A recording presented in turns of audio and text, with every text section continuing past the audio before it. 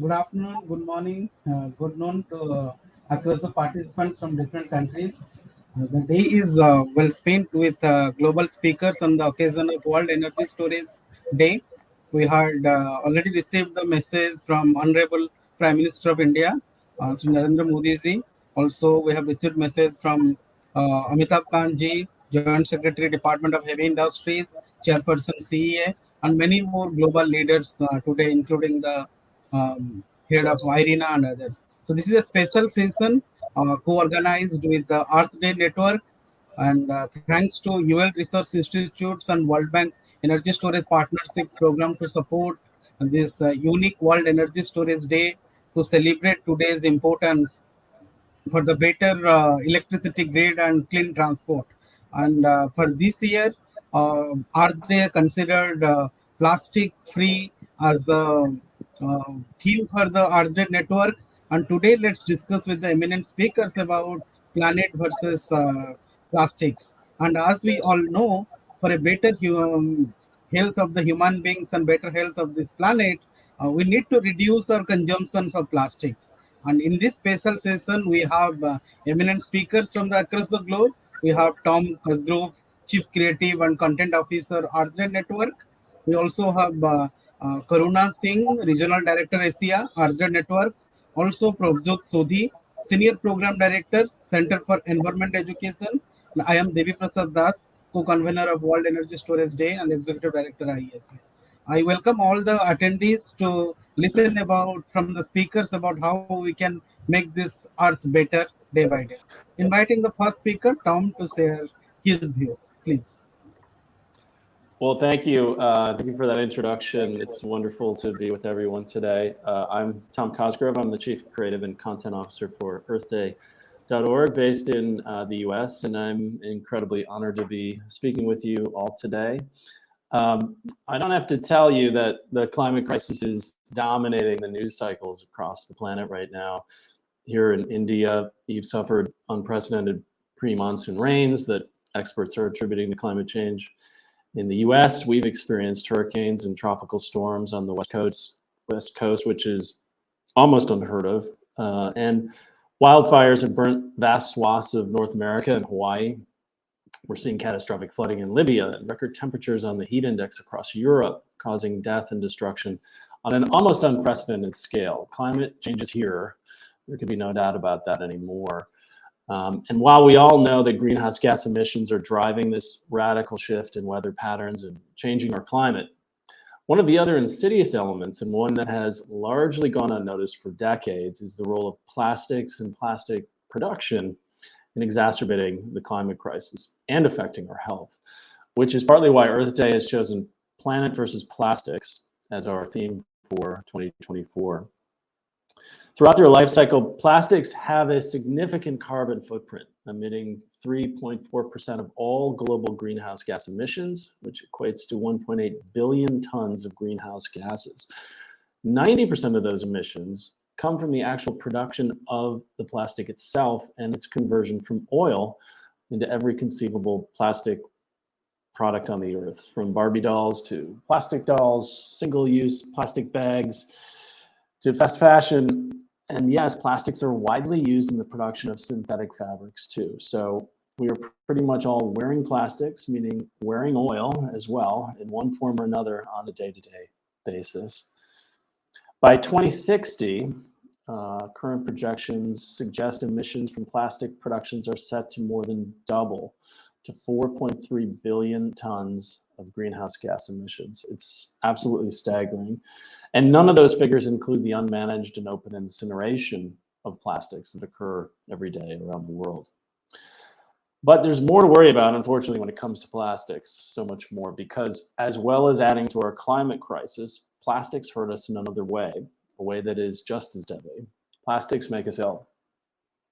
Plastics, after time, break down into nano and microplastics, tiny little fragments that affect our oceans and our waterways, get into our food chain, that can be absorbed through our skin, and even percolate the air that we breathe.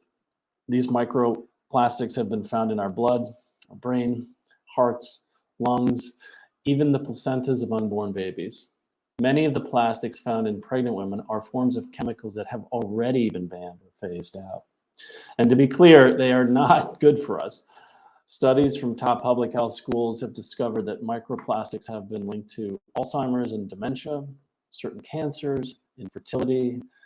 They mess with our endocrine system and therefore potentially everything to do with our hormones, which is terrifying just on its own. But now they've been linked to childhood development issues and autism as well. Unfortunately, the list goes on and on. Many of these serious health issues are on the rise, and we must wonder if these increases directly correlate to the increase in plastic production and therefore the proliferation of microplastics. So that is why earthday.org is calling for a 60% reduction in the production of plastics by 2040, 60 by 40, with the goal of building a plastic-free future for generations to come. Our campaign is also calling for the end of single-use plastics through the Global Plastics Treaty. Single-use represents a staggering 50% of all plastic production. And an end to fast fashion, itself nearly 10% of greenhouse gas emissions and a massive and growing plastic polluter. Importantly, we are also pushing for investment in innovative technologies and materials to build a waste-free world.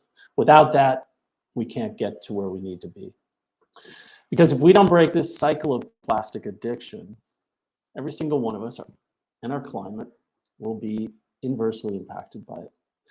Microplastics are insidious, and it is impossible for any of us to not ingest, inhale, or absorb plastics and the chemicals they carry with them. We as individuals can't choose to avoid microplastics because they are in and on everything, from the food we eat, to the clothes we wear, to the homes we live on. And so that's why we're calling on you and everyone on our shared home to support our work, sign the plastic treaty petition, join in the fight. We must force the governments of the world, as well as the business sector, to take real action to protect the planet from plastics and its health and climate impacts. We need to collectively spread the word that plastics present the next human health crisis, a crisis that has already unfolded. We have to fight back. So thank you. We hope you'll join in this battle for ourselves, for our future generations, and truly for all living things on the planet. So thank you.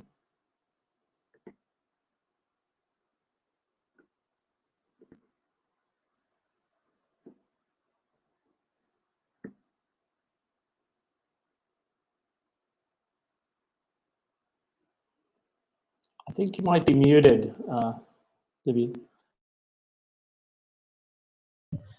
Thanks, Tom, for sharing your view and what as a human being we should take the next step for reducing the plastics. And let's now hear from Karuna Singh, Regional Director Asia from Arte Network. Karuna, ma'am, please.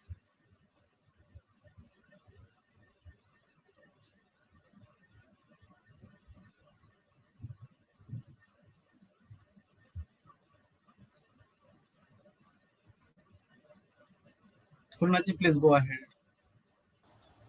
Hello, everyone. As Tom says, plastic production has to be reduced. But what do we do with the plastic that is still around us? The plastic that we have to keep out from landfills, the plastic that is now going into oceans. And the UNEP report says if we continue with business as usual, we'll have more plastic than fish in the ocean soon. What do we do with the plastic that animals are ingesting, which is going into their intestines, going into their guts, and killing them because it blocks them? What do we do with plastics that are strewn around and are leading to hormonal changes in girls? So one way of reducing plastics is to upcycle them. So recent research confirms scientific ways to upcycle waste plastic to become a sustainable, cheap, and abundant feedstock in the production of new materials for energy storage devices such as lithium batteries, sodium batteries, and supercapacitors. Let's take the case of supercapacitors. The increasing expansion of the energy sector has necessitated that we develop these to be cheaper and more efficient. And here is where waste plastic comes in. Just a month ago, an article in the New Scientist explained how discarded plastic bottles can be recycled as material for use in energy storing supercapacitors. The supercapacitors made with plastic waste converted into carbon nanomaterials promise excellent economic and sustainability benefits and make for a way to reduce plastic pollution as well.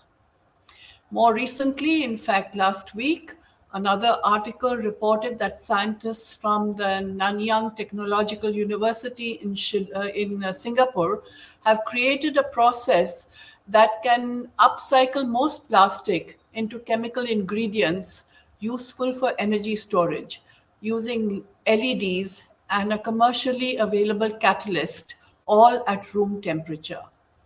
So the bottom line is that this doesn't mean that we keep overusing plastic, but that what is already created and discarded is put to good use at least.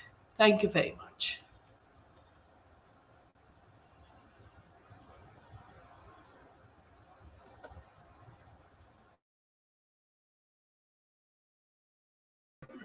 Thank you, Karunaji. You mentioned about the new technology where we can use an energy storage space with less plastics, and it's actually different researchers across the globe. And India also, few of the startups who have started working on the carbons and other natural-based materials, reducing the other critical minerals and also the polluting and contains. So let's, as the ecosystem, we work on it. And now I invite Prabhjot Sodhi, Senior Program Director, Art Center for Environment Education. Prabhjot ji, please.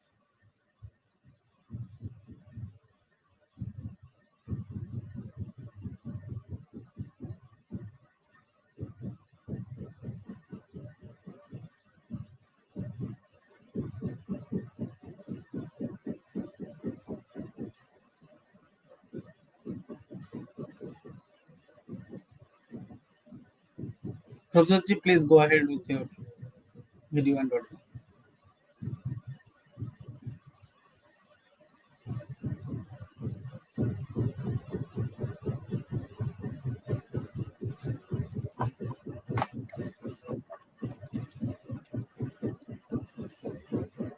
Hello. Yes, please. Sorry for this little delay. I think so. Tom and Karuna have already set up the floor, and solid waste sector contributes to climate change, and solid waste also includes plastics in it. And solid waste, major source of emissions, contribute to climate change, especially with methane and black carbon. Now, Government of India has taken very strong measures around this, and the visionary on Prime Minister we had, it's not that it has taken today or tomorrow or yesterday. It's for the last 7-8 years. This has been going on. In 2016, we had path-breaking rules brought out by the Ministry of Environment and Forest for the MSW, and they separated separate rules for biomedical waste, for electronics, for plastic waste, for C&D waste, and many other issues were brought into it. And the ambit of how to bring responsibility across the brand owners, the importers, and the producers in order to see that how we can limit the productions and how we can have better systems or sustainable systems for collection back. And this was as extended producer responsibilities. Come 2018, 2017, the think tank Niti Aayog of Government of India, which is a think tank of the organization, you already mentioned that, Tom. The Government of India then took up 11 sector committees in circular economy, thinking that the material consumption is increasing. We have to bring materials back into it so that there is less of virgin material use. So there are these 11 sector committees, which included plastics, which included electronic waste, solar waste.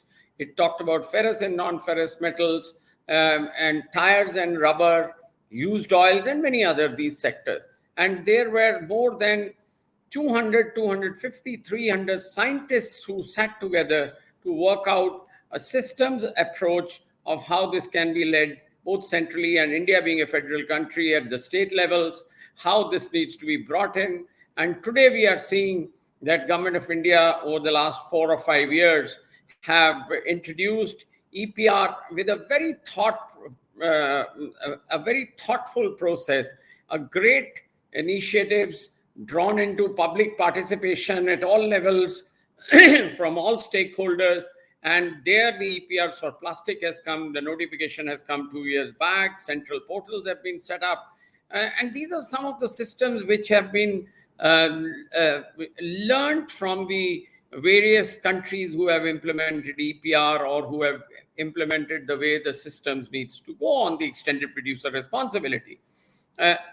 This has led to a new aura of job creation and the circularity approaches, how to bring material back into use, whether it's in the recycling form or whether it's reused, refurbished. Repairability bill has been created in the by the Government of India, which is another path-breaking issue. I would also like to add that besides these various bills and various notifications which has come into play, the people are more excited because they have been involved in this process. And I think so this vision of building India into a $10 trillion economy or a major force in the upcoming in talking policy and practice and skills has provided a great impetus. The recent 2 notifications which have come up in Government of India, you have seen that our Honorable Prime Minister has been very strongly saying a life program. Recently, the G20 was held in India where the Delhi Declaration was brought. The life program is Lifestyle for Environment, wherein he has brought in actual actions that every individual should contribute to the good practices, the handprint approach. Let's measure our good practices through our handprint approach and then monetize them and verify them, create a traceability and transparency around it. And then the notification just 2 months back, which is the Green Credit Program. So I think so all in all, these combined efforts, thinking over a broader issue, is leading the country into a very strong step forward. I would also like to add one more thing, that not only these all sectors, circularity issues are creating jobs, but they are also leading to better the positions of the waste informal sector which exists in the developing world. So that is giving a greater opportunity of the inclusivity of the waste workers, whether it's in plastics or electronics, and their life standards, involving them into the various programs which the government has created, giving access to the systems, is a path-breaking system. All in all, this whole program itself of issuing these notifications is a circular economy issue. So I think so the one part is this. Then they have also put a major emphasis on how the collection system, the transportation systems, the recycling systems, the safe disposal systems, organic waste treatment is happening. We have the National Green Tribunal, which is monitoring every state into these programs and the emphasis on implementation of these activities. I think so. I can continue going, but I don't want to take too much time across with the limited time we have. This practical and a policy-related approach is really leading the country forward. We are replacing the dump sites to sanitary landfills in the country. We are coming up to recycling in a way that can mitigate the contribution of plastics to climate change. We are reducing that. We are coming up with issues, how the emissions, how the residues, how the effluents can be happening in a better way. Thank you very much.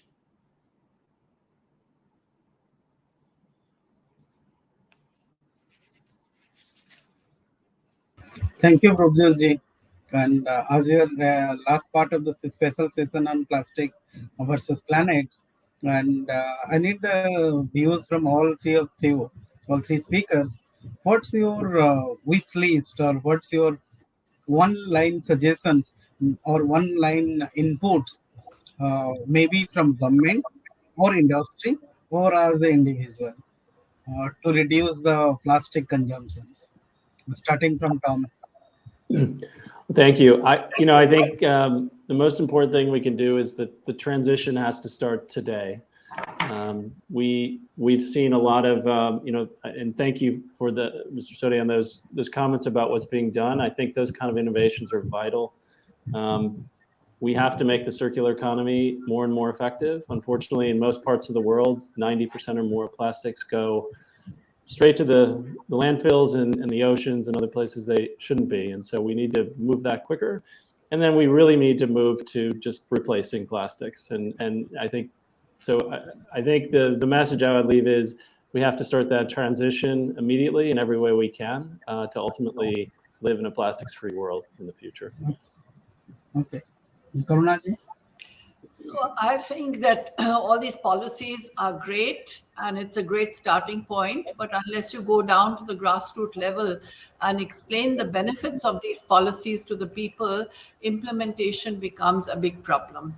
And what we really want is implementation. Secondly, we must have economically viable alternatives to plastic. You can't just say ban plastic without giving an economically viable alternative to it. So I say, explain to people why plastics are bad, why they need to not have single-use plastics, what are the alternatives to it, and only then will these great policies gather as much impetus as is needed. Prabhjot ji? I think so. Well, that's a good point you made.